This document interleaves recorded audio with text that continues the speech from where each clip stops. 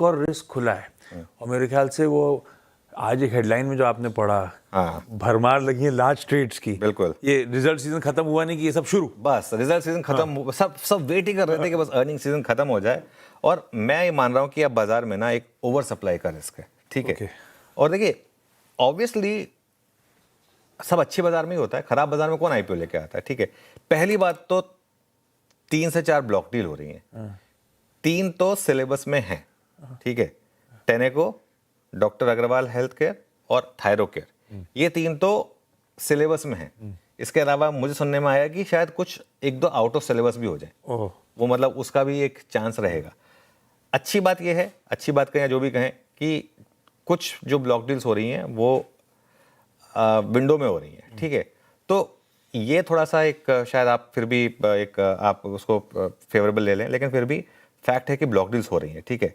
इसके अलावा लगातार ओएफएस और क्यूआईपी, एक के बाद एक ओएफएस, एक के बाद एक क्यूआईपी, ये भी हो रहे हैं, ठीक है। और एक चीज़ जो मेरी बात बहुत लोगों को अच्छी नहीं लगती है, लेकिन फिर भी मैं तो ये बात करता हूँ, बहुत ख़राब क्वालिटी के आईपीओज़ की वापसी हो रही है। और मैं किसी का नाम नहीं लूँगा, लेकिन बहुत ख़राब क्वालिटी के आईपीओज़ आ रहे हैं, और सभी आईपीओज़ ख़राब नहीं है, ठीक है, लेकिन 75 to 80% ना वो बहती गंगा में हाथ धोने वाले आईपीओज़ हैं। मार्केट अच्छा है, चलो हम भी आईपीओ लेकर आ जाते हैं। इशू पता है क्या है? आप पिछले 4-5 साल के आईपीओज़ का ट्रैक रिकॉर्ड उठा के देख लीजिए।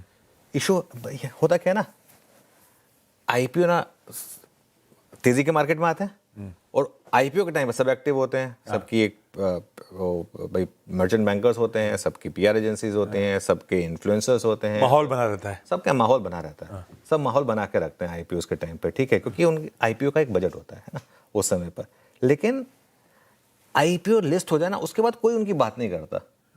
आप, मैं कह रहा हूँ ना, ट्रैक रिकॉर्ड उठा के देख लीजिए। और ऐसे आईपीओज़ जो होते हैं ना, उनसे शेयर बाजार का कॉन्फिडेंस हर्ट होता है, जो खराब क्वालिटी के आईपीओ आते हैं, क्योंकि उसमें जो लोग इन्वेस्ट करते हैं ना, स्पेशली अगर वो लिस्टिंग गेंस पे ना बुक करें, कई बार तो लिस्टिंग गेंस नहीं भी होते हैं, तो फिर आप होल्ड करके रखे रह जाते हैं, ठीक है।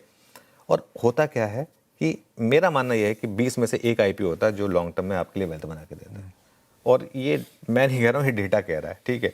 और बाकी को नज़रअंदाज करें, और लिस्टिंग के बाद 2-3 क्वार्टर देखें, और उसके बाद इन्वेस्ट करें। आप सबसे बड़ा एग्जांपल है इसका Bajaj housing finance.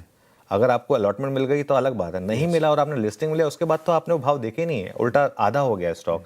Same with 1-2 और एक बात बताऊँ आपको, अगेन ट्रैक रिकॉर्ड उठा के देख लीजिए। आज मैं किसी का नाम नहीं लूँगा, मैं नाम लेता हूँ लोगों को लगता है कि मैं किसी पर्टिकुलर के लिए को टारगेट कर रहा हूँ।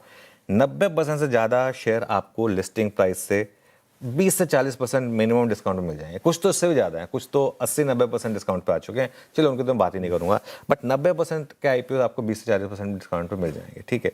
और ये आईपीओ क्या करते हैं, सेकेंडरी मार्केट की पूरी लिक्विडिटी ना ये खींच लेते हैं। तो ये थोड़ा सा मुझे लग रहा है कि एक दिक्कत वाला मामला है इस समय। और 80 to 90% आईपीओ में ज़्यादातर ओएफएस होता है ना, और इनमें से ज़्यादातर प्राइवेट इक्विटी कंपनी जो है ना, वो अपना एग्जिट मार रही होती है। अभी एक रिसेंटली आईपीओ आया, कंपनी अच्छी है, सब कुछ है, एक बड़ी पीई है, उसने आईपीओ से जस्ट पहले 5% बेचा था, आईपीओ से जस्ट पहले। उसके बाद ऐसी क्या जरूरत थी कि इतना आईपीओ में फिर ओएफएस आ रहा है उसका, और सीधा उसका स्टेक कुछ 65 से 35% पे आ जाएगा।